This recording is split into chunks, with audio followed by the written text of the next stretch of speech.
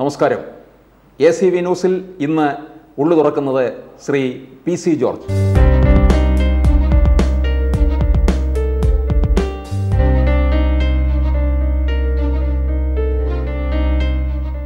Shri PC George, ഒരിക്കൽ കൂടി സ്വാഗതം. ഒരിക്കൽ കൂടി എത്രയോ പ്രാവശ്യമായി സ്വാഗതം. അത് ഇത്തവണ കൂടുതൽ താങ്കൾക്ക് ഉള്ളു തുറക്കാനുണ്ടാവും. ഞാൻ എപ്പോഴും ഉള്ളു തുറന്നാണെന്ന് ഒരിക്കലും ഉള്ളിൽ അടച്ചു വെക്കാറില്ല. ഇല്ല. ഈ കേരള കോൺഗ്രസ് എം എന്നാൽ KM മാണിയും ജോസ് കെ മാണി എന്നായിരുന്നു ഇതുവരെ ഉണ്ടായിരുന്നത്. ഇപ്പോൾ താങ്കൾ അതിനൊരു പൊളിച്ചെഴുത്ത് നടത്തിയിരിക്കുകയാണല്ലേ? പൊളിച്ചെഴുത്തത് ഇപ്പോഴല്ലെന്ന്. 2009 നവംബർ മാസം 11 ഞാൻ ഈ മാണി ഗ്രൂപ്പിൽ ലയിച്ചത്. മാണി ഗ്രൂപ്പിലല്ല ലയിച്ചത്, കേരള കോൺഗ്രസ് എമ്മിലാണ്. കേരള കോൺഗ്രസ് എം എന്നുള്ള ഇലക്ഷൻ കമ്മീഷൻ അംഗീകരിച്ച പേരാണ്. അത് മാണിന്ന് എഴുതിയിട്ടില്ല, ജോസഫ് കൊടുത്തു. ഇതൊരു കോൺഫെഡറേഷനാണ്. Mani group plus secular group plus Joseph group. അപ്പോൾ അതനുസരിച്ച് പോകണം. അതിനകത്തുള്ള സ്ഥാനങ്ങൾ എന്ന് പറയുന്നതൊക്കെ ആരുടെ ഔദാര്യമല്ല, പരസ്പരമുള്ള ചർച്ചയുടെ അടിസ്ഥാനത്തിൽ ഒരു പാക്കേജ് ആയിട്ടുണ്ടായിട്ടുള്ളതാണ്. അതെവിടെ പോകണം? ഇവിടെ അതല്ല. മകനും മാണിയല്ല, വേറെ ആരും പറ്റുകയില്ല. പിന്നെ പ്രായത്തിൻ്റെ തയ്യം. ഞാൻ ഈ KM മാണിയെ പറ്റി വലിയ കുറ്റമൊന്നും പറയാതിരുന്നു. ഇത്ര നാളും സഹിച്ചു മടുത്തുനിന്ന് സനയിലായി. വയസ്സ് 85 83 പറയുന്നത് 55 പറയുന്നത് ആർക്കറിയാം. അങ്ങേർക്ക് ഒരു 10 മിനിറ്റ് ഇങ്ങോട്ട് വന്ന് ഭയങ്കര ചാട്ടവും ബഹളവും വരിഞ്ഞടിച്ച് നമ്മുടെ പുഴിക്കടകനാണ്. അപ്പം നല്ല ബോധം. 10 മിനിറ്റ് കഴിയുമ്പോൾ പിന്നെ എന്തെങ്കിലും വിടണമെങ്കിൽ ചെറുക്കൻ്റെ കത്ത് കള്ളാസ് വേണം, കുറിപ്പ്. അങ്ങനെ ഒരു രാഷ്ട്രീയപ്പാട് കൊണ്ടുകൊടുക്കാൻ പറ്റുമോ?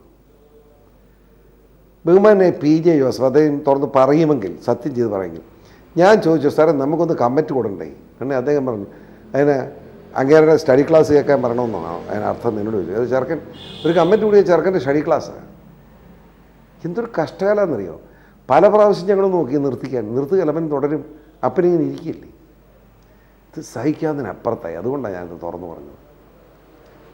ഉള്ളു തുറന്ന് പറഞ്ഞതാണ്. ഈ കേരള രാഷ്ട്രീയത്തിലെ ഈ മറ്റാർക്കുമില്ലാത്ത ഒരു വിളിപ്പേരാണ് ഇദ്ദേഹത്തിനുണ്ടായിരുന്ന മാണി സാറിന്. നിയമസഭയിൽ പോലും മുഖ്യമന്ത്രി പോലും ഉമ്മൻചാണ്ടി പോലും, അതായത് സാർ, മാണി സാർ എന്നേ പറയത്തുള്ളൂ. സഭയിൽ എപ്പോഴും സ്പീക്കറെ മാത്രമേ സാർ എന്ന് വിളിച്ചാൽ മതി. താങ്കളും ഒരു സമയം വരെ സാറിനാണ് വിളിച്ചിരുന്നത്. എന്നിട്ടാണ് താങ്കൾ പറഞ്ഞ മുരട്ട് കളവൻ എന്ന് വിശേഷിപ്പിച്ചത് അല്ലേ? പറയാൻ രസം എന്നറിയോ? ഇതൊക്കെ വലിയൊരു ഗൂഢാലോചന ചരിത്രമാണ്. കേരള കോൺഗ്രസ് ചരിത്രം അറിയുമ്പോഴേ മനസ്സിലാവും. കേരള കോൺഗ്രസ് രൂപം കൊടുക്കുന്ന 1964 ഒക്ടോബർ 9 KM മാണി കേരള കോൺഗ്രസ്സിൽ ഇല്ല. അന്ന് KM ജോർജ്, R ബാലകൃഷ്ണനെയും നമ്മുടെ വയലായിടുക്കിയിലെ ഈജോൺ അതുപോലുള്ള മാന്യന്മാരായ നേതാക്കന്മാർ, മാത്തച്ചൻ കുരുനാക്കുന്നേലാണ് DCC പ്രസിഡന്റ് കോട്ടയം. അങ്ങേരുടെ നേതൃത്വത്തിൽ DCC മുഴുവൻ രാജിവെച്ച് പിറകെ കൂടി. അതിൽ കൂടാതിരുന്ന 2 പേരും, ഒന്ന് VK കുര്യനും DC സെക്രട്ടറി ആയിരുന്നു KM മാണി, 2 പേരും കൂടിയില്ല. അവസാനം പാലായിലെ പ്രത്യേക സാഹചര്യത്തിൽ KM മാണിക്കൂടെ കിട്ടണമെന്ന് ആഗ്രഹിച്ച് മാണിയുടെ വീട്ടിൽ പോയത് മാത്തച്ചൻ കുരുനാക്കുന്നതിലും മോഹൻ കുളത്തെങ്കിലൂടെ ആദ്യം പോന്നു.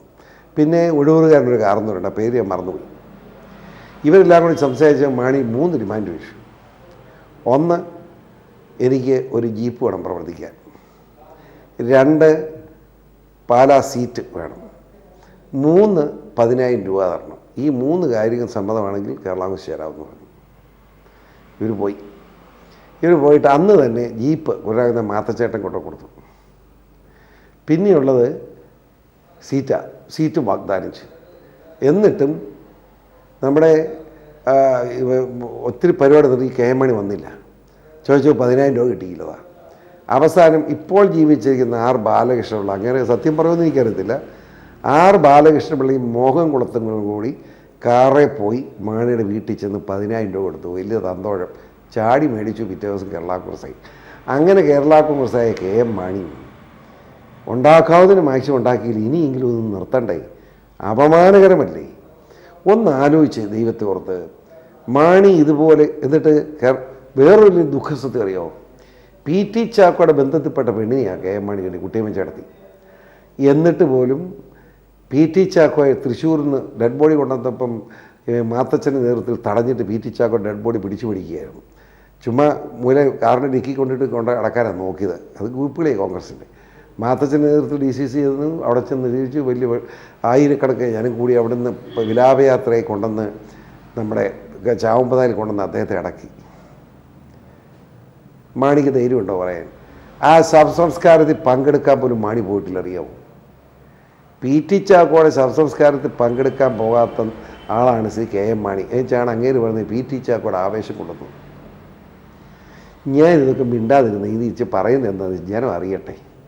എനിക്ക് ഇന്നലെ ഒരു ചിരി വന്നൊരു സംഭവം എന്താണെന്നറിയോ? ഞങ്ങളുടെ പാർട്ടി കമ്മിറ്റി കൂടുക. അപ്പോൾ കസ്തൂരംഗൻ കാൽക്കുലേറ്റ് റിപ്പോർട്ടാണ്. അതോടൊപ്പം നമ്മുടെ ആ വൃത്തികെട്ടവനുണ്ടല്ലോ, തമിഴ്നാട് മന്ത്രി ചിദംബരം, ധനകാര്യമന്ത്രി, ഇവൻ ഇമ്പോർട്ട് ഡ്യൂട്ടി കുറച്ച് വെച്ചിട്ട് റബ്ബർ ഇറക്കുമതിയും കൂടെ. കർഷകൻ തൊലഞ്ഞു. അപ്പോൾ പാർട്ടി കമ്മിറ്റി എടുപ്പ് പല പ്രാവശ്യം ഞാൻ പറയും, മാണി സാറേ ഇതിന് ഒറ്റ UPA ഗവൺമെൻറ്റാണ്, സോണിയാഗാന്ധി ഇടപെടുകയല്ലാതെ മാർഗ്ഗമില്ല, മൻമോഹൻ സിംഗിനെ കൊണ്ട് കാര്യമില്ല, രാഹുൽ ഗാന്ധി ഇടപെടുന്ന സാഹചര്യം ഉണ്ടാവും, ഉമ്മൻചാണ്ടിയെ കൊണ്ട് പറ്റിയില്ല, ഉമ്മൻചാണ്ടി അവിടെ ചെന്ന് ഇത് പറ്റുകയില്ലെന്ന് പറഞ്ഞാൽ താൻ മുഖ്യമന്ത്രി സ്ഥാനം മാറിക്കോളാൻ പറഞ്ഞു വിടും. അതുകൊണ്ട് രാഷ്ട്രീയ ഗ്രൂപ്പാണ് കോൺഗ്രസിനകത്ത്. അതൊന്നും കോൺഗ്രസ് കഴിയുക, തിരുത്തൽ ശക്തി നമുക്കേ കഴിയൂ. അത് കോൺഗ്രസിന് എതിരല്ല, അവർ നമ്മുടെ മനസ്സുകൊണ്ട് നമ്മളെ അനുകൂലിക്കും. കോൺഗ്രസ് നിർബന്ധമായും നമ്മുടെ ഔദ്യോഗിക സ്ഥാനം 3 രാജിവെക്കണം, ഈ പ്രശ്നത്തിന് പരിഹാരം ഉണ്ടായിട്ട് തിരിച്ചു ചെന്നാൽ മതി, മന്ത്രിസഭ ചേർന്നാൽ മതി എന്ന് പറഞ്ഞു. എന്നൊന്ന് ചിരിക്കും. കറക്റ്റായി ജോർജ് പറഞ്ഞ്, പക്ഷേ പ്രാവർത്തികമാകുന്നില്ല. അന്ന് രാജി വെച്ചിരുന്നെങ്കിൽ ഇപ്പോഴും മലയോര മേഖലയിലെ പാവപ്പെട്ട കൃഷിക്കാരനുള്ള പട്ടയം കിട്ടിയിട്ടില്ല, കസ്തൂരംഗനെ പേടിച്ച് ഇപ്പോഴും കഴിയുക, തീരുമാനമായിട്ടില്ല. അതുപോലെ തന്നെ റബ്ബർ കൃഷിക്കാരൻ 148 രൂപ വിലയുള്ളപ്പം 5 രൂപ കൂട്ടിയെടുക്കാമെന്ന് പറഞ്ഞ് 2 രൂപ ആക്കി മനുഷ്യൻ ചുറ്റിച്ചതാണ്. വസ്കാമണിയാണ് മെയിൻ കള്ളൻ അതിനകത്തും. അങ്ങനെ ഞാൻ ഇരിക്കുന്ന യോഗത്തിൽ പ്രസംഗിക്കുക, റബ്ബർ ഇറക്കി നമ്മുടെ റബ്ബർ സംഭരണം കൊണ്ട് ഒരു കാര്യമില്ലെന്ന് പോരെ.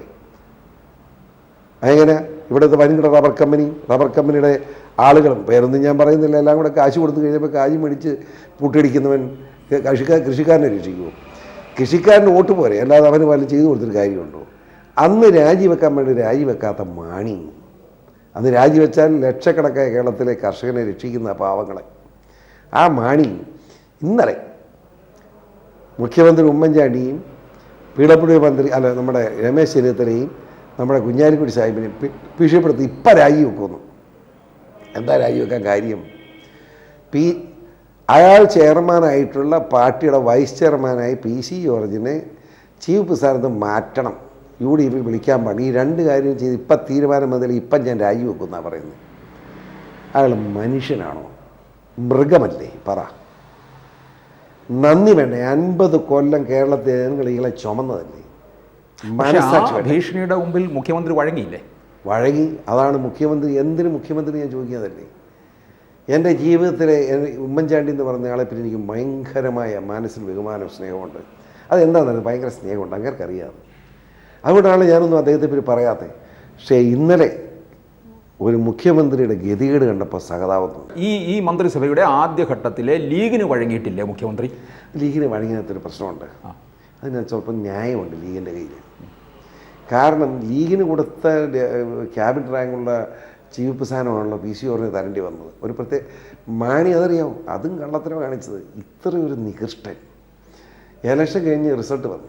ഇപ്പോൾ ഉമ്മൻചാണ്ടി ജീവിച്ചിട്ട് ചോദിച്ചു, അങ്ങനെ ഞാനുമായിട്ട് പോണി സംസാരിക്കുന്നത് 2 ദിവസം മുമ്പ്, ഇലക്ഷൻ റിസൾട്ട് വരുന്നതിന് മുമ്പ്, എത്ര സീറ്റ് കിട്ടി ജോറയെന്ന്. ഞാൻ ചേട്ടൻ എത്രയാണ് കണക്കാക്കുന്നത്? ഞാൻ പറയാം ജോറയോ, ഞാൻ ചേട്ടനൊക്കെ പറ, ഒരു 96 സീറ്റ് കിട്ടുമെന്നാണ് കണക്കാക്കുന്നത്. ഞാൻ ചേട്ടാ 2 പ്രാവശ്യം വേണമെന്ന് പറഞ്ഞു. ഒറ്റ ചിരി പുള്ളി. പിന്നെ എത്ര കിട്ടും? ഞാൻ 75 സീറ്റ് കിട്ടിയാൽ ഭാഗ്യമാണെന്ന് കൂട്ടിക്കൊള്ളാം. 75 സീറ്റ് കിട്ടിയാൽ ഭാഗ്യം. എന്താ ജോറയെ പറഞ്ഞത്? ഞാനല്ലേ ചേട്ടനോട് പറഞ്ഞത്. ചേട്ടനും രമേശ് ചെന്നിത്തല ഒരു 12 സീറ്റ് കളഞ്ഞിട്ടുണ്ട്, ഞങ്ങളുടെ മാണി ഒരു 7 എണ്ണം കളഞ്ഞിട്ടുണ്ട്, അതുകൂടെ കൂട്ടിക്കൊള്ളാൻ പറഞ്ഞു. അപ്പോൾ ചേട്ടൻ പറഞ്ഞ കറക്റ്റ് കണക്കാന്ന് പറഞ്ഞു. ചോദിച്ചോ ഉമ്മൻചാണ്ടി ജീവിച്ചിരിപ്പില്ലേ? എന്നിട്ട് റിസൾട്ട് വന്നു, കൃത്യം 72. ഒന്ന് ആലോചിച്ചോ, 3 സീറ്റിൻ്റെ വ്യത്യാസം. ഞാൻ പറഞ്ഞ 3 സീറ്റ് വ്യത്യാസം. ആ സീറ്റ് എന്ന് പറഞ്ഞാൽ പിറവം 20 വോട്ടിന് ജയിച്ചത്, 97 വോട്ടിന് ജയിച്ചത്, അല്ല 20 അത്ര വോട്ടേ ഉള്ളൂ. അതെ, ഒന്ന് ആലോചിക്കണം. വളരെ പിറ്റേ ദിവസം ഇലക്ഷൻ റിസൾട്ട് വന്ന പിറ്റേ ദിവസം തന്നെ എറണാകുളത്ത് ഗസ്റ്റ് ഹൗസിൽ ഉമ്മൻചാണ്ടിയും കുഞ്ഞാലിക്കുട്ടി സാഹിബും KM മാണിയും കൂടെ കൂടി. അപ്പോൾ ഉമ്മൻചാണ്ടിയും കുഞ്ഞാലിക്കുട്ടി സാഹിബ് ഒരു തീരുമാനം പറഞ്ഞു, മണിസാറേ നിങ്ങളുടെ പാർട്ടിക്ക് ഒരു 3 മന്ത്രിസ്ഥാനം തരേണ്ട ഒരു മര്യാദയുടെ പ്രശ്നമുണ്ട്. കാരണം മാണി സാറ് PGM വരാതിരിക്കുന്നത് ശരിയല്ല. അപ്പം ജോറിനെ ഒഴിവാക്കണം, ഇത്രയും സീനിയർ അല്ലേ, ജോറിന് ഏതെങ്കിലും ഒരു വകുപ്പ് കൊടുത്തൊരു മന്ത്രിസ്ഥാനം കൊടുക്കാം എന്ന് പറഞ്ഞു. അങ്ങനെ മാണി സാർ അത് വേണ്ടെന്ന് അവർ ഞെട്ടിപ്പോയി. 2 മന്ത്രിസ്ഥാനം ഡെപ്യൂട്ടി സ്പീക്കർ മതിയോ? 2 സ്ഥാനം ഡെപ്യൂട്ടി സ്പീക്കർ മതി പുള്ളിക്ക്. അങ്ങനെ 2 മന്ത്രി ഒരു ഡെപ്യൂട്ടി സ്പീക്കറും മാണിക്ക്, 4 മന്ത്രിയും ചീഫ് സ്ഥാനവും ലീഗിന്. അങ്ങനെ തീരുമാനിച്ച് പിരിഞ്ഞു. ഞങ്ങളുടെ വകുപ്പും തീരുമാനിച്ചവിടെ വകുപ്പ് തീരുമാനിച്ചത് നമ്മുടെ മാണിക്ക് വകുപ്പല്ല, ധനകാര്യം. അതായത് 4 മന്ത്രിസ്ഥാനവും ചീഫ് സ്ഥാനവും ലീഗിന്. ഞാനിത് അറിഞ്ഞു. ഏറ്റവും വലിയ കൊള്ള എന്താണെന്നറിയാം, പിറ്റേ ദിവസം ഞങ്ങൾ 9 MLA പുള്ളി ഉൾപ്പെടെ വിളിച്ചിരിക്കുക. MLA-മാർ 2 MP-മാർ. MP-മാർ പാർലമെൻറ്റ് പാർട്ടിയിലില്ല, പക്ഷേ മകനുള്ളതുകൊണ്ട് എപ്പോഴും 2 പേരും വിളിച്ചു. ചോദിച്ചപ്പോൾ എന്നാ സംഭവം, ചിരുവെന്ന് അവിടെയാണ്. ജോയി എബ്രഹാം എന്ന് ജനറൽ സെക്രട്ടറി എന്നില്ല, അദ്ദേഹം വിളിച്ചിട്ടുണ്ട്. ജോസ് കെ മാണി MP-യും വിളിച്ചിട്ടുണ്ട്. മാണി സാർ പറയാം, ഏറ്റവും ചിരുവെന്ന സംഭവം, ഇത്തവണ തെരഞ്ഞെടുപ്പ് ഫണ്ടൊന്നും ആരും തന്നില്ല, സീറ്റ് നമുക്ക് ഭരണം കിട്ടുകയെന്ന് വിചാരിച്ചാണ് എനിക്കുന്നത്. അതുകൊണ്ട് നിങ്ങളെയൊന്നും സാമ്പത്തികമായി സഹായിക്കാൻ എനിക്ക് പറ്റിയില്ല. ഞാൻ എൻ്റെ അടുത്തിരുന്ന് കേൾക്കും, തൊട്ടടുത്ത് ഞാൻ ഇരിക്കുക. പിന്നെ 14,68,000 രൂപ ഇങ്ങനെ അല്ലറ ഇല്ലറ എല്ലാം കൂടെ എൻ്റെ ഈ കിട്ടിയത് പുള്ളിയുടെ ഇലക്ഷൻ ഫണ്ട്. അതുകൊണ്ട് ഇച്ചിരിച്ചൊക്കെ നിങ്ങൾക്കൊക്കെ തന്നു കേട്ടോ. എനിക്ക് ചിരിവെന്ന് കേട്ടപ്പം. മധ്യ തിരുവിതാംകൂറിലെ ഒരു സ്വർണ്ണക്കച്ചവടക്കാരൻ, വിദേശ സ്വർണ്ണക്കടയുള്ള ആൾ, പേര് ഞാൻ പറയുന്നില്ല, ഈരാറ്റുപേട്ട വന്നു എന്നെ ഒന്ന് സഹായിക്കാൻ. ഞാനൊരു ചെറിയ ഫണ്ട് എനിക്കൊന്ന് സന്തോഷം ഞാൻ പറഞ്ഞു. ഞാൻ ജഡ്ജിനെ എങ്ങോട്ടാണ്, ഞാൻ പാലായിക്കാന്ന്. എന്നെ കൊണ്ട് വിശേഷം, അല്ല മാണി സാറ് കാശ് വേണമെങ്കിൽ കൊടുത്തേക്കാറുണ്ട്. ഓഹോ, അപ്പോൾ സൂട്ട്കേസ് എത്ര ഉണ്ടെന്ന് ചോദിച്ചു. 20 എടുത്ത് അകത്തിട്ടുണ്ട്, 5 കാരണത്തോണ്ട് 20 കൊടുത്ത് നിർത്തും. പുള്ളി നിർബന്ധിച്ച് 5 കൂടെ കൊടുക്കുമെന്ന് പറഞ്ഞു. ഞാൻ മാണി സാറിന് ഒത്തിരി കാശ് ചിലവല്ലേ, പാലയല്ലേ, കൊടുക്കും. അപ്പോൾ എൻ്റെ മകനെ കൂടെ കൊണ്ടുപോകട്ടെ. ഞാൻ കൊണ്ടുപോകും. എന്നെ ഷോൺ ജോർജിനെ കൂടെ വിളിച്ചുകൊണ്ട് ആ സ്വർണ്ണക്കടക്കാരൻ, ആ സ്വർണ്ണ ബിസിനസ്സുകാരൻ അങ്ങോട്ട് മാണി സാറിൻ്റെ വീട്ടിൽ പോയി. അപ്പോൾ 20 രൂപ കൊടുത്ത്, ഞാൻ പിന്നെ ചോദിച്ചിട്ടില്ല എത്ര കൊടുത്തു. 20 ഏതായാലും കൊടുത്തിട്ടുണ്ട്, 5 കൂടെ കൊടുത്തോന്ന് എനിക്കറിയത്തില്ല. അതറിയാവുന്ന എന്നോട് പുള്ളി പറയാം, ആകെ 14,68,000. ഞാൻ ഇരിക്കുമ്പോഴാണ് എനിക്ക് ചിരി വന്നത്. പിന്നെ ലൊട്ടിലൊക്കെ എല്ലാം കൂടെ കൂടി 14,68,000. ഇതെന്ന് വെച്ച് എത്ര കാഴ്ച. പിന്നെ 10 പൈസ എന്ന് പറയുന്നത് നന്നായി. അതുകൊണ്ട് നിങ്ങളെ ഒന്നും സഹായിക്കാൻ പറ്റിയില്ല. ഞാൻ അന്നേരം ഓർത്ത് എന്തൊരു നികൃഷ്ടമാണ് ദൈവം ഇത്. ഞാൻ മിണ്ടാൻ പോയില്ല, മിണ്ടാതെ ചിരിച്ചുകൊണ്ടിരിക്കുക. പുള്ളി അടുത്ത നമുക്ക് ഇത്തവണ ഒരു 3 മന്ത്രിസ്ഥാനം കിട്ടണം, അല്ലെ ശരിയാകുകയില്ല. എന്ത് തന്മയത്വമായിട്ട് അവതരിപ്പിക്കുന്നു. ഉടനെ എല്ലാവരും ശരിയാവ്, 3 കിട്ടണം. ഒന്ന് മാണിസാറൊന്ന് സ്വാഭാവികമായിട്ടും 3 PC പറഞ്ഞു. ജോറെ എന്ത് പറയുന്നു എന്നോട്? ഞാൻ പറഞ്ഞു, മനസ്സിൽ എനിക്ക് തർക്കം വല്ലതും ഉണ്ടോ? പാർട്ടി തീരുമാനം എന്തോ അത് തന്നെ എന്ന് പറഞ്ഞു. എനിക്ക് മനസ്സിൽ ചിരി വരുന്നുണ്ട്. പാർട്ടി തീരുമാനമാണോ മാണിയുടെ തീരുമാനം? മാണിയുടെ തീരുമാനം എല്ലാവരും സമ്മതിക്കുകയല്ലേ, ഞാൻ ഒന്നും ഉണ്ടായിരുന്നത്. കമ്മിറ്റി കഴിഞ്ഞ് അവിടെ വലിയ വേളമാണ്, ജനമൊക്കെ താഴെയുണ്ട്, കാരണം മന്ത്രിമാരൊക്കെ ഉണ്ടാകാൻ പോകില്ലേ. ഞാൻ മനസ്സിലൊരു സ്വകാര്യം പറയാനുണ്ട്, മാറ്റി നിർത്തി. ഞാൻ പറഞ്ഞു, മനസ്സാറെ ദൈവത്തെ ഓർത്ത് 2 മന്ത്രിസ്ഥാനം ചോദിച്ചാൽ മതി. അന്നേരത്തേന് എല്ലാം കൂടെ ചുറ്റും കൊടുപ്പത് ഞങ്ങൾ ഇപ്പോൾ താഴെ ഇപ്പറയുള്ള കുളിമുറി കയറി അടച്ചു. ഞങ്ങൾ 2 മാത്രം. ഞാൻ കെട്ടിപ്പിടിച്ചിരിക്കുക. ഇതുപോലൊരു അഭിനയം, നികൃഷ്ട ജീവി എന്ന് വിളിച്ചു പോകുന്നത് എവിടെയാണ്? ഞാൻ അറിയിച്ചിരിക്കുകയെന്ന് അങ്ങനെ അറിയില്ലല്ലോ. ഞാനപ്പോൾ അങ്ങനെ അറിയത്ത രീതി പറഞ്ഞു, മനസ്സാറെ എനിക്ക് 2 മന്ത്രിസ്ഥാനം നമ്മുടെ പാർട്ടി ചോദിച്ചാൽ മതി. 3 ചോദിച്ചാൽ കിട്ടുകയില്ല, 2 വരുന്നേ. അപ്പം 3 കൂടെ ചോദിച്ച് വെച്ചാൽ അത് പേരുദോഷം വന്നാൽ നമ്മൾ കാരണം മുന്നണി വഴക്കുണ്ടാക്കിയത് പേരുദോഷം, വെറുതെ കോൺഗ്രസ് ലീവായിട്ടൊക്കെ പണങ്ങേണ്ടി വരും, നമുക്കത് വേണ്ട. ശരി പിന്നെന്ത് ചെയ്യും? വേറെ എന്തെങ്കിലും സ്ഥാനം വേണം, മസ്റ്റാ. എനിക്ക് ചെയ്തു. ഞാൻ ഡെപ്യൂട്ടി സ്പീക്കർ വേണ്ടെന്ന് പറഞ്ഞു. അപ്പോഴെങ്കിലും ഇങ്ങനെ മനസ്സിലാക്കണ്ടേ ഞാനിത് പഠിച്ചു എന്ന്. പുള്ളി ഞാൻ പറഞ്ഞ് മനസ്സിലാക്കിയിട്ടാണോ അതോ അറിയാവുന്നത്? അത് പിന്നെ ഏത് സ്ഥാനം? ഞാൻ പറഞ്ഞ സ്പീക്കറാണ് കൊള്ളാമെന്ന് പറഞ്ഞു. ഞാൻ സ്പീക്കറായാൽ മാണി സമ്മതിക്കുമോ? എനിക്കറിയാമല്ലോ സമ്മതിക്കുകയില്ലെന്ന്. കാരണം ഞാൻ ആ സ്പീക്കർ കസേരയിൽ ഇരുന്നുകൊണ്ട് ഈ കളവ് വല്ലതും നടക്കുമോ? ഡെപ്യൂട്ടി സ്പീക്കറാണ് താഴെ ചുമ്മാ ഉണ്ടായിരുന്നുള്ളൂ, അതല്ലേ മാണിയുടെ ഉദ്ദേശം. ഞാൻ പറഞ്ഞ് പറ്റുകയില്ലായിരുന്നു. പിന്നെ UDF കൂടി ഇപ്പം ചർച്ച ചെയ്തിട്ടാണ് ഈ നേതാക്കന്മാരെല്ലാം കൂടെ കൂടിയാണ് ഈ ചീഫ് വിപ്പ് സ്ഥാനം എനിക്ക് തന്നത്. ആ ചീഫ് വിപ്പ് സ്ഥാനം വന്ന സാഹചര്യത്തിൽ മുസ്ലിം ലീഗിന് 4 ഡെപ്യൂട്ടി സ്പീക്കർ നാടാർക്ക് കൊടുത്തു. സ്വാഭാവികമായിട്ട് 5ാം സ്ഥാനത്തിന് അവർ അർഹരാണ്. കോൺഗ്രസിൻ്റെ മന്ത്രിമാരുടെ എണ്ണത്തിൻ്റെ അടിസ്ഥാനത്താണെങ്കിൽ ലീഗിന് 6 മന്ത്രിസ്ഥാനത്ത് അർഹതയുണ്ട്. ഈ മുഖ്യമന്ത്രിയുടെ സംരക്ഷകനായിരുന്നു താങ്കൾ ഒരു കാലത്ത്. ഇപ്പോഴും അതെ, ഇപ്പോഴും ഞാൻ സംരക്ഷിക്കാൻ നിൽക്കുക. ഈ നേരത്തെ പറഞ്ഞ പോലെ 75 സീറ്റ് കിട്ടുമെന്ന് പറഞ്ഞു, അത് 72ആയി, 3 കുറഞ്ഞ് 72-ലെത്തി. എന്നിട്ടും നെയ്യാറ്റിൻകര പിടിച്ചടക്കി ഒന്നുകൂടെ സുരക്ഷിതത്വമാക്കി കൊടുക്കുക. ആ ഒരു സീറ്റും ഞാൻ ഭയങ്കര അറിയാമോ, അത് മനസ്സിലാക്കിയിട്ടില്ലേ? ആ ഒറ്റ സീറ്റാണ് ഈ ഗവൺമെൻറ് കൊണ്ടുപോയി. അല്ലാതെ 2 വേണ്ട.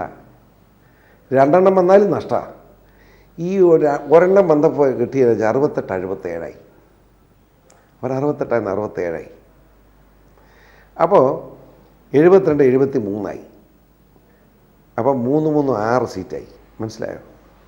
3-3-6 സീറ്റ് എന്ന് പറയുമ്പം വരുന്നത് എത്ര? 4 പോകണം. മനസ്സിലായോ? ഗവൺമെൻറ് വേണമെങ്കിൽ ഇവിടെ മുന്നിലുള്ള 4 പോകണമെങ്കിൽ കോൺഗ്രസ് ഗവൺമെൻറ് വേണം നോക്കണം, മുസ്ലിം ലീഗ് വേണ്ടെന്ന് വെക്കണം, അല്ലെങ്കിൽ കേരള കോൺഗ്രസ് എം വേണ്ടെന്ന് വെക്കണം. അതല്ലെങ്കിൽ ഈ ഗവൺമെൻറ് പോവുകയില്ല. പിടി കിട്ടിയോ? എൻ്റെ പൊളിറ്റിക്സ് മനസ്സിലായോ? അതാണ് ആ ഒരെണ്ണം ഇങ്ങോട്ട് പിടിച്ചത്. മറ്റതോ 68-72 3 മതി. സ്പീക്കർ അവിടെ ഇരിക്കുക. അവിശ്വാസം പറയുകയാണെങ്കിൽ 2 മതി. 68-2-70 ആവും.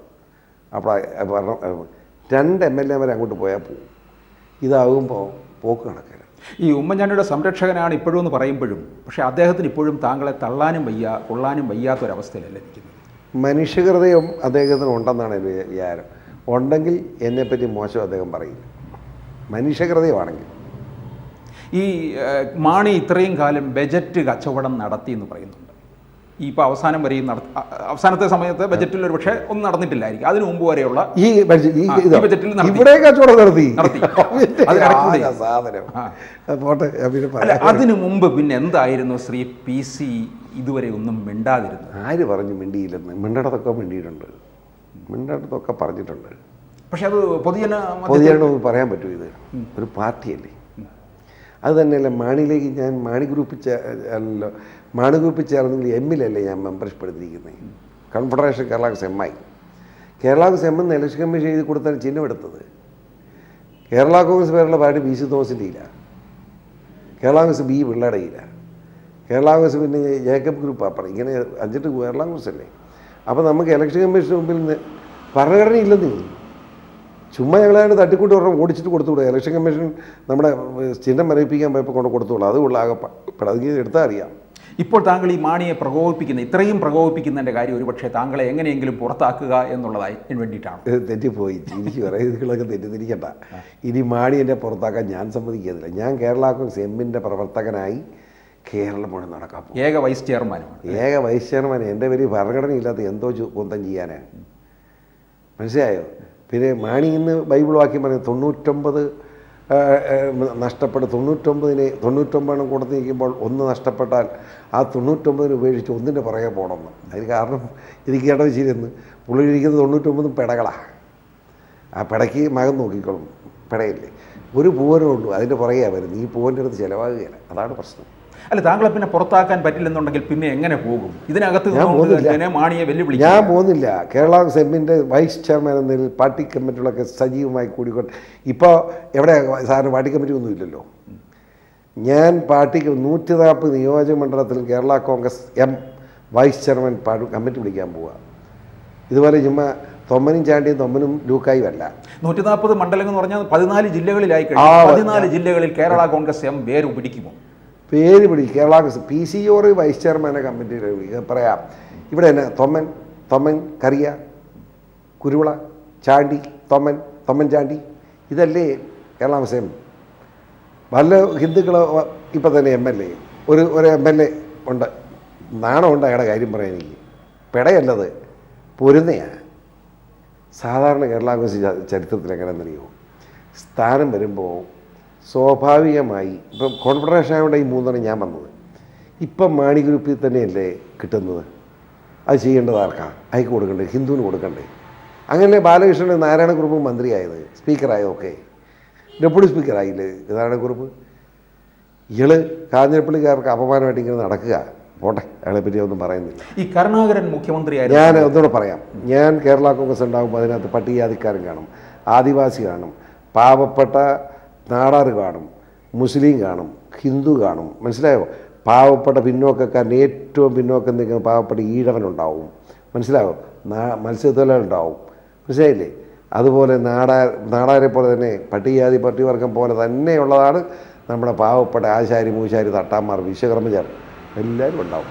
അങ്ങനെ എല്ലാവർക്കും പ്രാതിനിധ്യം, എല്ലാവർക്കും ത്രിതല പഞ്ചായത്തിൽ പോലും അധികാരം കിട്ടുന്ന എല്ലാവർക്കും അധികാരത്തിൻ്റെ പങ്കാളിത്ത സംസ്ഥാന ഗവൺമെൻറ് ഉണ്ടാകുന്ന സാഹചര്യം സൃഷ്ടിക്കാൻ വേണ്ടി ഓട്ടത്തിലാണ് ഞാൻ ഇറങ്ങി തിരിച്ചിരിക്കുന്നത്.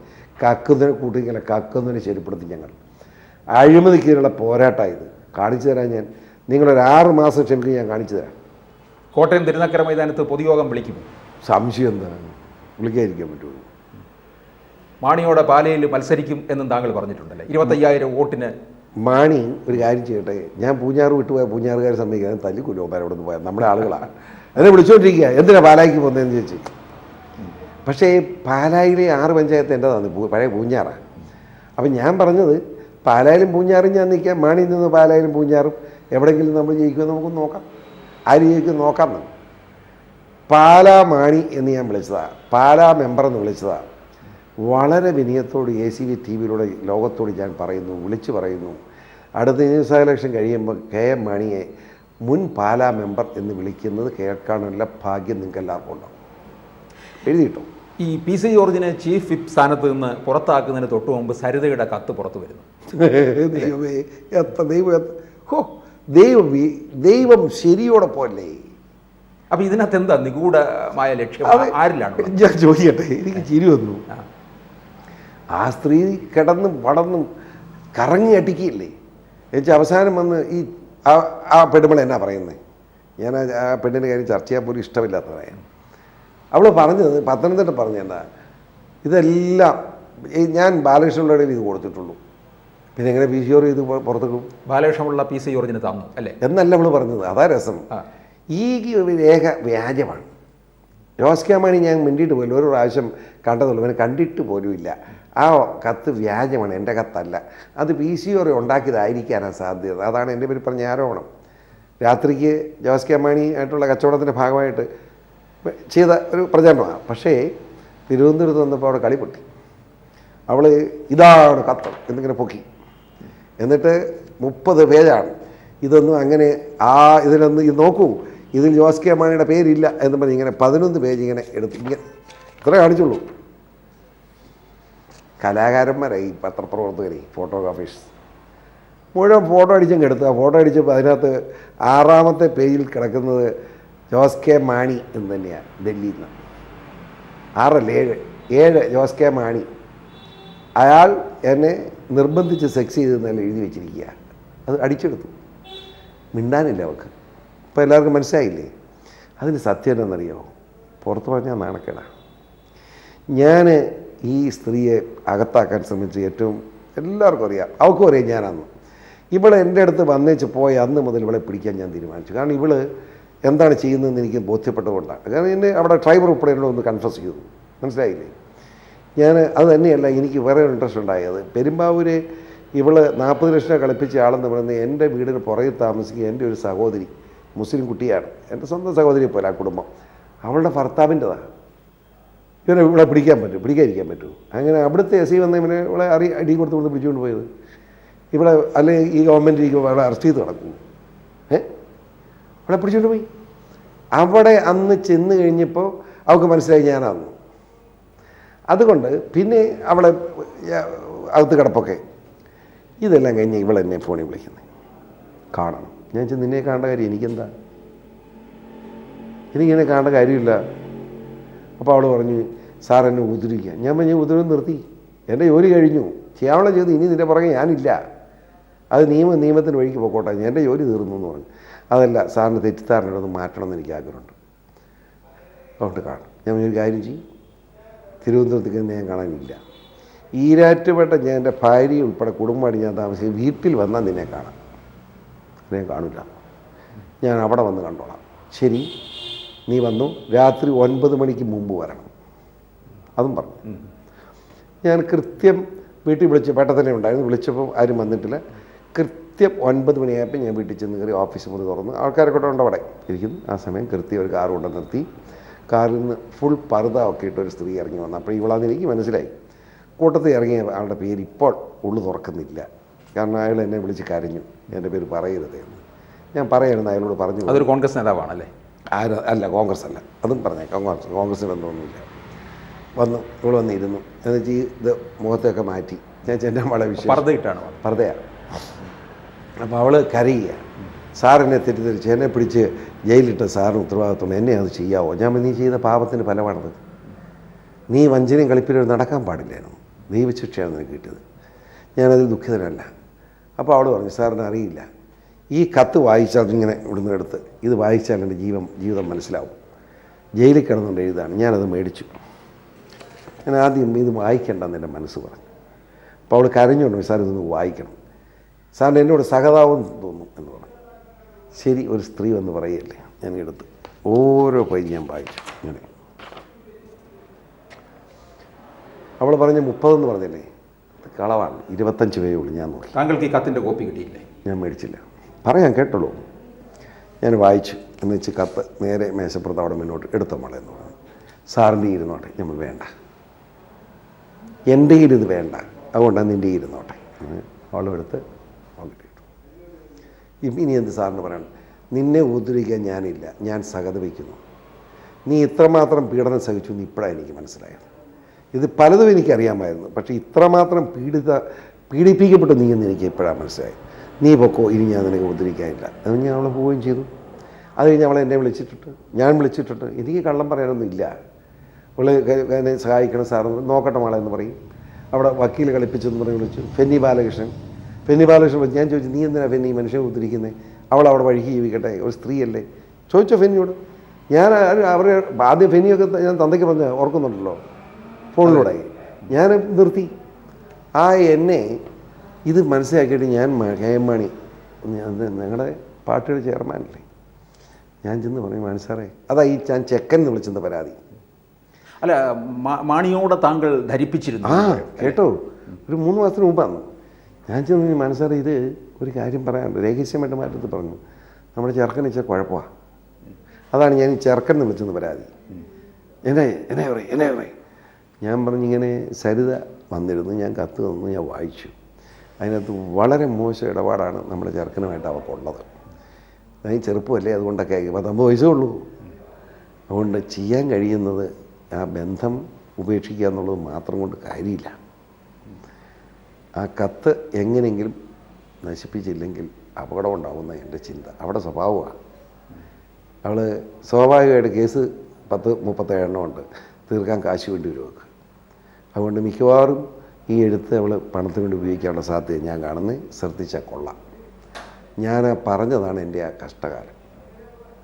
ഒരു തന്തയുടെ മകനെപ്പറ്റി നല്ലത് പറഞ്ഞു കൊടുത്താൽ തന്ത ആ സ്പിരിറ്റ് എടുക്കണ്ടേ. ആ സ്പിരിറ്റിൽ അങ്ങനെ എടുത്തൊന്നും എനിക്കറിയില്ല. ഞാൻ സംസാരിച്ച മാണിക്ക് വിവരം അറിയാമായിരുന്നു. ഞാൻ കേട്ടോ, അല്ല, താങ്കൾ പറയുന്നതിന് മുമ്പായിട്ട് അറിയാമായിരുന്നിരിക്കണം. ഏതായാലും ഞാനിത് പറഞ്ഞു കഴിഞ്ഞപ്പോൾ 4 ദിവസത്തിൽ കൂടുതൽ എടുത്തിട്ടില്ലെന്ന് എൻ്റെ ഓർമ്മ.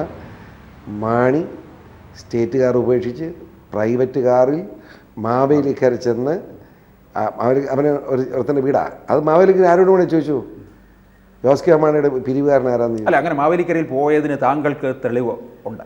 മാണി നിഷേധിക്കട്ടെ, അപ്പോൾ പറയാം തെളിവുണ്ടോന്ന്. അവിടെ ചെന്ന് സരിതയും വന്ന് വിശദമായി ചർച്ച ചെയ്തു എന്ന് ഞാൻ അറിഞ്ഞു. തീർന്നല്ലോ എന്ന് വിചാരിച്ചിരിക്കുക. പിന്നെ ഞാനെങ്ങനെ ഈ കത്ത് പുറത്ത് കൊടുക്കുന്നു? എനിക്ക് വേണ്ട കത്ത്. ഇതാണ് വസ്തുത. ആ ചെറുക്കൻ അന്ന് എന്നോട് വൈരാഗ്യമായി. കാരണം ഇവൻ അവിടെ നിന്ന് ഇവിടെ നിന്നൊക്കെ പിടിച്ച് വരച്ച് ബഡ്ജറ്റും വിറ്റുണ്ടാക്കി കാശെല്ലാം കൂടെ അവൾ കൊണ്ടുപോയി എന്ന് പറഞ്ഞാൽ അവൻ വഹിക്കുമോ? പക്ഷേ 10-600 കോടിയുടെ മെഡിസിറ്റ് വരെ ഉണ്ടാക്കുന്ന ഇവന് വല്ല 1-1.5 കോടി എല്ലാവർക്കും കൊടുത്ത്, ആർക്കറിയാം എത്ര കൊടുന്ന് എനിക്കറിയില്ല. അതുപോലെ അവൻ എന്നെ കൊല്ലാൻ നടക്കുക. ഈ വിവരം താങ്കൾ ഉമ്മൻചാണ്ടിയെ ധരിപ്പിച്ചിരുന്നു? ഉമ്മൻചാണ്ടിക്ക് അറിയാമല്ലോ, ഞാൻ പറഞ്ഞിട്ടുണ്ടല്ലോ. ഉമ്മൻചാണ്ടി എൻ്റെ മുഖത്ത് നോക്കി നിഷേധിക്കട്ടെ. ഈ കത്തിനകത്ത് പറഞ്ഞിരിക്കുന്ന ചില കോൺഗ്രസ് നേതാക്കളുടെ പേര് പറഞ്ഞിട്ടുണ്ടല്ലോ. ഞാൻ ആ കത്തിനെപ്പറ്റി ചർച്ചയ്ക്കില്ല എന്ന് പറഞ്ഞല്ലോ. അതിലൊരു മഹാനടൻ്റെ പേരുണ്ട്. ഉണ്ടെന്ന് അവൾ കാണിച്ചതിനകത്ത്. താങ്കൾ കത്ത് വായിച്ചില്ല? പത്രക്കാർ കണ്ടുപിടിച്ചല്ലോ. പിന്നെ ഞാൻ പറയണ്ട, താങ്കൾ കത്ത് വായിച്ചു. ആ മഹാനടനെ എന്തായാലും ഓർത്തിരിക്കും. പിന്നെ ഓർക്കാതിരിക്കാൻ പറ്റും, എല്ലാം ഞാൻ കണ്ടത്. അത് പറയാൻ പറ്റത്തില്ല. പക്ഷേ സിനിമാ നടൻ എനിക്ക് അങ്ങനെ ഒരു പിണക്കമില്ല. അങ്ങനെ ഇങ്ങനെ സിനിമാ നടന്മാരും നടിമാരും അവർ കലാകാരന്മാരാണ്. അവരുടെ ജീവിതം ഇങ്ങനെയാണെന്ന് അതൊന്നും നമ്മൾ നോക്കാൻ പോകണ്ട. അവരെ വിട്ടായിരുന്നു. പക്ഷേ രാഷ്ട്രീയക്കാരനത് ചെയ്യരുതെന്ന് ഞാൻ പറഞ്ഞത് എന്താണെന്ന് ചോദിച്ചാൽ, നമ്മൾ പൊതുപ്രവർത്തകരാണ്. നമ്മളെ വിശ്വാസത്തിലെടുത്തുകൊണ്ട് ഒരു പെൺകുട്ടി വന്നാൽ അവളെ ചൂഷണം ചെയ്യാൻ പാടില്ല. അവിടെ അനുവാദത്തോടു കൂടി ചെയ്യാൻ പോലും പാടില്ല. എന്താണെന്ന് ചോദിച്ചാൽ അത് ചൂഷണമോ. ഞാനും ഒരു പെൺകുട്ടിയെ സ്നേഹമായി. ഈ കേരളമായ വയസ്സ് 83 സമ്മതിച്ചു. പുള്ളി പെൺകുട്ടിക്ക് ഒരു സ്നേഹമാണ്. അവൾ അവൾ ഒരു കാര്യത്തിലും വന്നാലായിരിക്കും സ്നേഹം. എനിക്കൊരു ഇതില്ല. മണി വയസ്സാം കാലത്ത് നിന്ന് തന്നു വെച്ചിട്ട് ഞാൻ തർക്കത്തിലില്ല. അതിലൊന്നും ഇടപെടാൻ ഞാനില്ല. മനസ്സിലായോ? ചൂഷണം പാടില്ല. ചൂഷണത്തിനെതിരെ. അതാണ് ഞാനീ പറയുന്നത്. പക്ഷേ ഈ സരിത കേസ് തുടങ്ങിയ സമയത്ത് ഈ മറ്റു പാർട്ടികളിലുള്ളവരും ഒക്കെ തന്നെ ഈ ലിസ്റ്റിൽ ഉണ്ടായിരുന്നു. ഇപ്പം ഇതിനകത്തൊരു ഏകപക്ഷീയ സ്വഭാവം വന്നിട്ടില്ലേ? സരിതയ്ക്ക് കോടിയേരി ബാലകൃഷ്ണൻ അങ്കിളായിരുന്നു, ഇപ്പോൾ അതിനെപ്പറ്റി ഒന്നുമില്ലല്ലോ.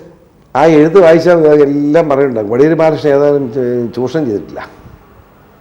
ഞാൻ വായിച്ചത് ചൂഷണമില്ല. അതോ ഒരു പിന്നെ ഒരു ഒരു ഒരു ഇപ്പോൾ ഒരു ഇടതുപക്ഷ ആഭിമുഖ്യം കാണിക്കുന്നുണ്ട്? എനിക്കോ? എന്നെ കിട്ടുകയില്ല അതിന്. ഞാൻ UDF ആണ്. ഞാൻ ഈ പറയുന്ന UDF വേണ്ടി തന്നെ പറയുന്നത്. മനസ്സിലായോ? ഒരിക്കലും അല്ല. ആ എഴുത്ത് ഞാൻ വായിച്ചതാണ്, അവക്കറിയാവത്. പക്ഷേ ആ എഴുത്ത് ജനമധ്യത്തിൽ കൊണ്ടുവന്ന് ഒരു ചർച്ചയ്ക്കും ഞാനില്ല. അത്രേ ഉള്ളൂ. കാരണം അത് ഒരു കഴിവുള്ളൊരു പെൺകുട്ടിയുടെ ശരീരം കഴുകന്മാരെ കൊത്തിക്കീറപ്പെട്ട ചരിത്രമാണ്. അവൾ അനുവദിച്ചും അനുവദിക്കാതെയും കൊത്തിക്കീറുക. അവൾ അനുവദിച്ചു കൊടുത്ത കൊത്തിക്കീറലുമുണ്ട്. അപ്പോൾ ആ നിലയ്ക്ക് ഞാനതിൽ ചർച്ചയ്ക്കില്ല. അത്രേ ഉള്ളൂ. ഉള്ളു തുറന്ന് പറയുക, ഞാനില്ല. അപ്പോൾ ഈ കത്ത് താങ്കളങ്ങ് അപ്പോൾ ഇതിൻ്റെ പിന്നിൽ താങ്കളാണ് ഉള്ളതെന്ന് വളരെ വ്യക്തമായിട്ട് ചില ആരോപണങ്ങളൊക്കെ ഉയർന്നു. അതെല്ലാവർക്കും അറിയാം ഞാനല്ലെന്ന്, ഈ പറയുന്നവർക്കും അറിയാം ഞാനല്ലെന്ന്. അവർക്ക് ചോദ്യം അറിയാം. അല്ല, ഈ കത്ത് പുറത്തു വന്ന നിമിഷം അത്തരത്തിലുള്ളതായിരുന്നല്ലോ. അത് അതിബുദ്ധിമാനായ ആളാണ് കത്ത് കൊടുത്തത്. ആരുടെയിലാണോ കത്തുള്ളത് അവരിലേ കത്ത് കൊടുക്കാൻ പറ്റൂ.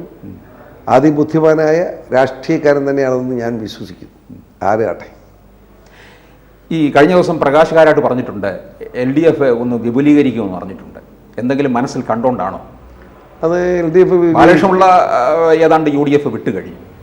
അല്ല, അതിലർത്ഥമില്ല. ഞാനത് ആരും ചർച്ചയിലേക്കൊന്നും ചിന്തയിലേക്കും പോയിട്ടില്ല.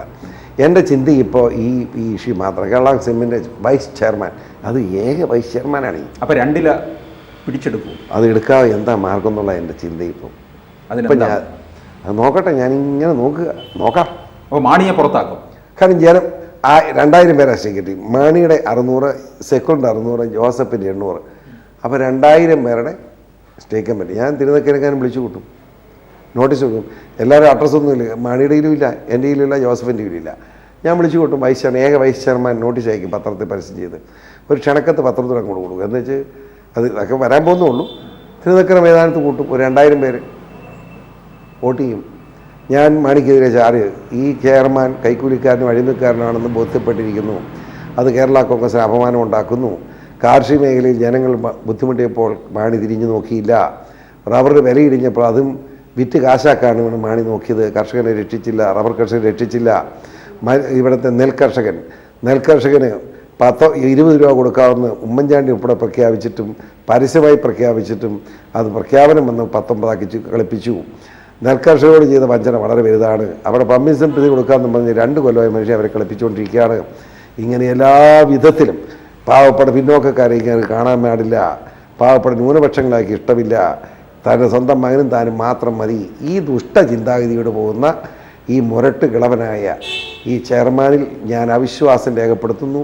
ഇയാൾ മന്ത്രിസ്ഥാനം രാജിവെച്ച് ചെയർമാൻ സ്ഥാനം രാജിവെച്ച് പിരിയണം എന്ന് ഞാൻ ആവശ്യപ്പെടുന്നു. പ്രമേയം അവതരിപ്പിക്കും. 4 MLA കൂടി താങ്കളോടൊപ്പം. MLA പൊട്ടുന്നതല്ലോ വോട്ട് ചെയ്യും. 4 MLA അങ്ങനെ വോട്ട് ചെയ്ത് കഴിയുമ്പോൾ ഞാൻ പറഞ്ഞത് ശരിയാണെങ്കിൽ ഭൂരിപക്ഷം പേര് കിട്ടിയാൽ ഞാൻ ജയിക്കും. മാണി അവിശ്വാസം കൊടുത്ത് താഴെ കളഞ്ഞു. ഏത് പുതിയ ചെയർമാനായിട്ട് ആരെ വേണം പേര് കള്ളാസ് കൊടുക്കും. ആരുടെ പേര് വേണമെങ്കിൽ എഴുതിക്കൊള്ളാൻ പറയും. അത് ഇടുമ്പം PC പേരുണ്ടെങ്കിൽ PC ചെയർമാനാകും. അങ്ങനെ എന്നിട്ട് ഓഫീസിൽ പോയി കയറി, ഓഫീസിൽ കയറില്ല, ഓഫീസെല്ലാം കൈകാര്യം ചെയ്ത് മാണിയുടെ നടത്തി ഇലക്ഷൻ കമ്മീഷൻ കത്ത് കൊടുക്കും ഞാൻ. അത്രേ ഉള്ളൂ. ഒരു 4 MLA താങ്കളോടൊപ്പം ഒരു ആഭിമുഖ്യം കാണിക്കുന്നുണ്ടല്ലേ? 4 അല്ലല്ലോ, അതിൽ കൂടുതലുണ്ട്. ഞാനുമായിട്ട് വളരെ നല്ല ബന്ധത്തിലാണ് കുറേയേറെ MLA. പക്ഷെ ഞങ്ങൾ അതൊന്നും രാഷ്ട്രീയമായിട്ട് ആരെങ്കിലും ഉപദ്രവിക്കാനോ ആരെങ്കിലും മോശമാക്കാനോ ഇല്ല. ഭരണ രംഗത്തെ ശുദ്ധീകരണം അത് ഞങ്ങൾ ശ്രമിക്കുന്നുള്ളൂ, അല്ലാതെ ആരെയും മോശമാക്കില്ല. അതുകൊണ്ടല്ലേ ഞാനിതെല്ലാം ക്ഷമിക്കുന്നത്. എന്തെല്ലാം പറയാനുണ്ട് നമ്മുടെ പല മാന്യന്മാരെ പറ്റി ഞാൻ പറയുന്നുണ്ടോ? ഇല്ലല്ലോ. ഞങ്ങളൊരു കൂട്ടായ ശ്രമമാണ്. ആ ശ്രമത്തിൽ ഞങ്ങൾ വിജയിച്ചാൽ UDF രക്ഷപ്പെടും. ഇല്ല, UDF എന്നേക്കുമായി തകരും. അല്ല, ഈ മാണിയെപ്പോലുള്ള കള്ളന്മാരെ ചോദിച്ചുകൊണ്ട് UDF പോകാൻ പറ്റുമോ? ഇലക്ഷൻ രംഗത്ത് ഇത് വരാൻ പോവുക. ഈ കാർത്തിക മരിച്ച സീറ്റിലേക്ക് മത്സരം. ഈ കാട്ടുകള്ളനെ കൊണ്ട് വോട്ട് പിടിക്കാൻ ചെന്ന് എന്തായിരിക്കും നില? മനുഷ്യൻ പൂച്ചിക്കരെ. ഈ ബാർ കോഴ കേസിൽ വിജിലൻസിൻ്റെ മുമ്പിൽ തെളിവുകളൊന്നും കിട്ടുന്നില്ല എന്നാണ് ഉമ്മൻചാണ്ടി പറഞ്ഞുകൊണ്ടിരിക്കുന്നത്. ഈ വിജിലൻസിൻ്റെ അടുക്കൽ തെളിവ് കിട്ടുന്നത് ഉമ്മൻചാണ്ടിയുടെ അടുക്കൽ എങ്ങനെ ബോധ്യപ്പെടുത്താൻ പറ്റുന്നത്? കാരണം അങ്ങനെയാണെങ്കിൽ വിജിലൻസുമായിട്ടുള്ള ഒരു ബന്ധം. അതായത് മുഖ്യമന്ത്രി അത് പറയുന്നത് നിശ്ചയ അപകടമാണ്. പുള്ളി ഞാനത് പറഞ്ഞതാ. അതായത് തെളിവില്ല എന്ന് മുഖ്യമന്ത്രി പറയാ, ഞാൻ സ്റ്റേറ്റ്മെന്റ് കൊടുക്കാൻ പോവാ. അല്ല, തെളിവുകൾ എപ്പോഴും രഹസ്യമായിരിക്കത്തില്ലേ? ഞാൻ കൊടുക്കും, എനിക്കറിയാവുന്നതെല്ലാം കൊടുക്കാൻ പോവാ. എത്ര സംഭവം എനിക്കറിയാം, അത് ഞാൻ കൊടുക്കാൻ പോവാ. തെളിവ് കൊടുക്കുന്നുണ്ട്. വിജിലൻസ് മൊഴി കൊടുക്കാൻ പോയാ. കാരണം ഇതൊന്നും ഈ കൈക്കൂലി കൊടുക്കുന്ന ആരെയും കാണിച്ചുകൊണ്ടാണ്. മാണി ആദ്യം കൈക്കൂലി അത് ഇലക്ഷൻ പിരിവാണെന്ന്. ഇലക്ഷൻ പിരിവ് 14,68,000 കിട്ടിയുള്ളത് മാണി പറയുന്നത് പരസ്യമായിട്ട് MLA-മാർക്കെല്ലാം അറിയാം. അപ്പോൾ പിന്നെ എങ്ങനെ മാണി ഇലക്ഷൻ പിരിവാന്ന് പറയുന്നത്? അപ്പോൾ ഈ കിട്ടിയ അത് മുഴുവൻ ഇലക്ഷൻ ഫണ്ട് എന്നുള്ള രീതിയിൽ കാണിക്കുക. ഇലക്ഷൻ ഫണ്ടെന്ന് കാണിച്ചാൽ കണക്ക് കാണണ്ടേ? ഇവിടെ മാണിയും ജോയി അബ്രഹാം കൂടെ ഒപ്പിട്ടാൽ മതിയോ? നടക്കുകയില്ല. കമ്മിറ്റി പാസ്സാക്കണ്ടേ? ഇലക്ഷൻ കമ്മീഷൻ കൊടുത്തിട്ടുണ്ടോ കണക്ക്? ഇല്ലല്ലോ.